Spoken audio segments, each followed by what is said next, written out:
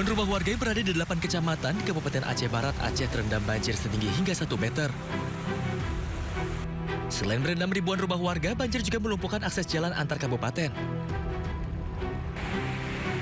Banjir parah juga melanda sejumlah wilayah di Aceh Timur, Langsa, Aceh Utara, Bener Meriah, Gayo Luwes, Biren, Pidijaya, hingga Aceh Selatan dan Aceh Besar.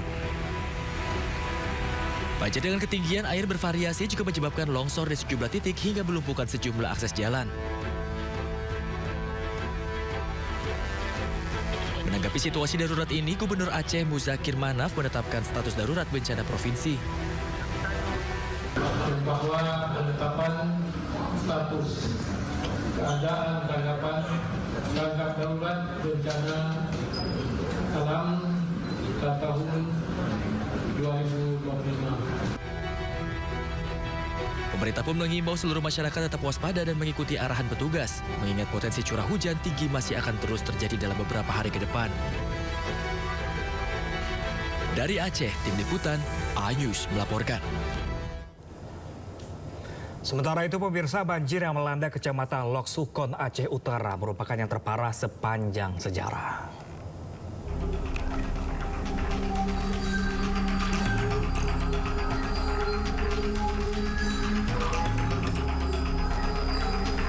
Sejumlah warga menyelamatkan diri dengan berpegangan tiang jembatan hingga ke atas pohon saat banjir melanda Kecamatan Lok Sukon, Aceh Utara.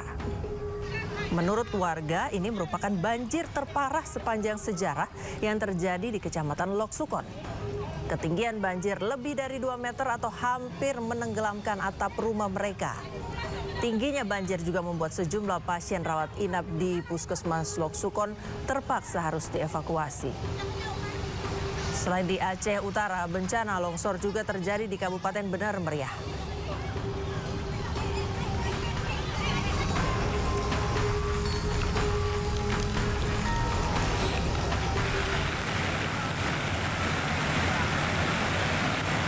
Di Pidijaya, jembatan penghubung di Jalan Nasional Banda Aceh Medan yang berada desa Manyangcut, Kecamatan Meredu, putus dihempas banjir besar. Sebagian badan jembatan hancur, jembatan putus akibat derasnya aliran air sungai lantaran tingginya intensitas hujan selama sepekan terakhir. Putusnya jembatan membuat arus lalu lintas dari Banda Aceh ke Medan dan arah sebaliknya lumpuh total. Warga pun diimbau untuk menjauh dari lokasi sungai.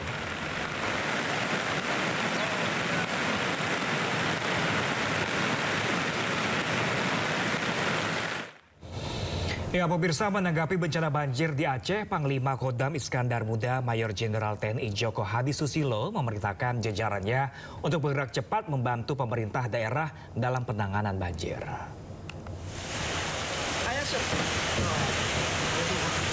Pangdam menegaskan seluruh prajurit TNI Angkatan Darat di wilayah Kodam Iskandar Muda berada di garis terdepan dalam membantu masyarakat baik melalui evakuasi, distribusi logistik maupun dukungan pengamanan di wilayah bencana. Pangdam Iskandar Muda juga memastikan bahwa pasukan reaksi cepat penanggulangan bencana Kodam Iskandar Muda dalam kondisi siaga penuh.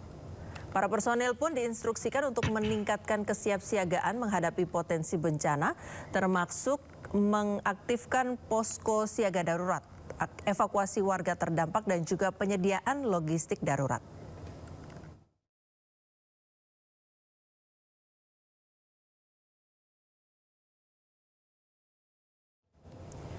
Pemirsa, gempa dengan magnitudo 6,4 mengguncang Sinabang, Kabupaten Simele, Aceh pada Kamis pagi. Ya, menurut laporan pemirsa, gempa tidak berpotensi terjadinya tsunami. Keadaan Masjid Ya, pemirsa, beginilah kondisi Masjid Babu Salam, Kabupaten Simele, Aceh usai diguncang gempa dengan magnitudo 6,4. Nampak beberapa bagian tembok masjid hancur imbas guncangan gempa.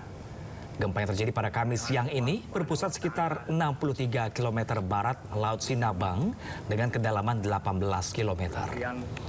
Meskipun tidak berpotensi tsunami, Badan Meteorologi, Klimatologi, dan Geofisika atau BMKG mengimbau masyarakat di sekitar Sinabang dan daerah lain untuk tetap tenang dan juga waspada.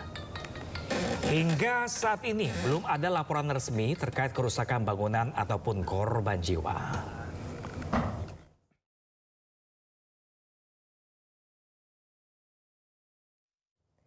BMKG mendeteksi gempa bumi dengan magnitudo 6,4 terjadi di wilayah barat Laut Sinabang, Kabupaten Simele, Aceh, Kamis siang. Terdeteksi pusat gempa berada di koordinat 2,7 derajat lintang utara dan 95,85 derajat bujur timur atau sekitar 63 km barat Laut Sinabang dengan kedalaman 18 km. Gempa ini tidak berpotensi tsunami.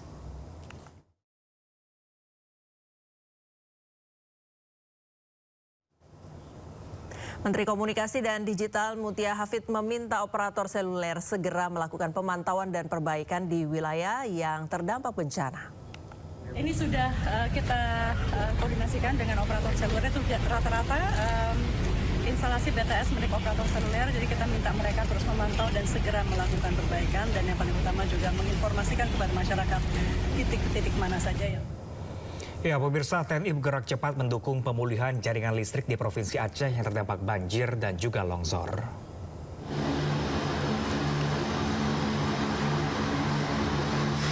Sebagai langkah percepatan pemulihan, TNI mengoperasikan pesawat Hercules untuk mengangkut material tower emergency bagi pemulihan kelistrikan Aceh. Kloter pertama telah tiba di Aceh pada 27 November 2025 yang menjadi tahap awal pengiriman logistik vital yang dibutuhkan dalam proses pemulihan jaringan transmisi.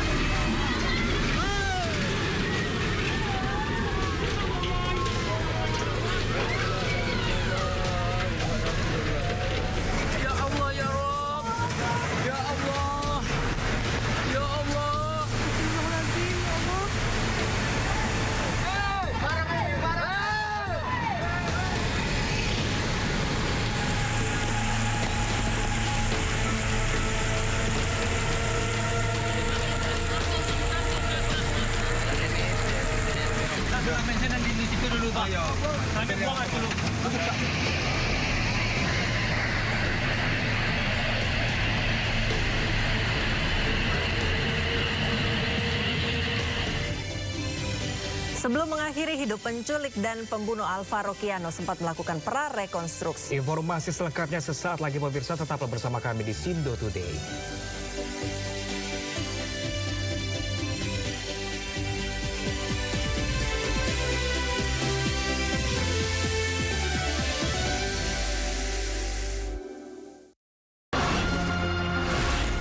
Isu terhangat sepekan terakhir.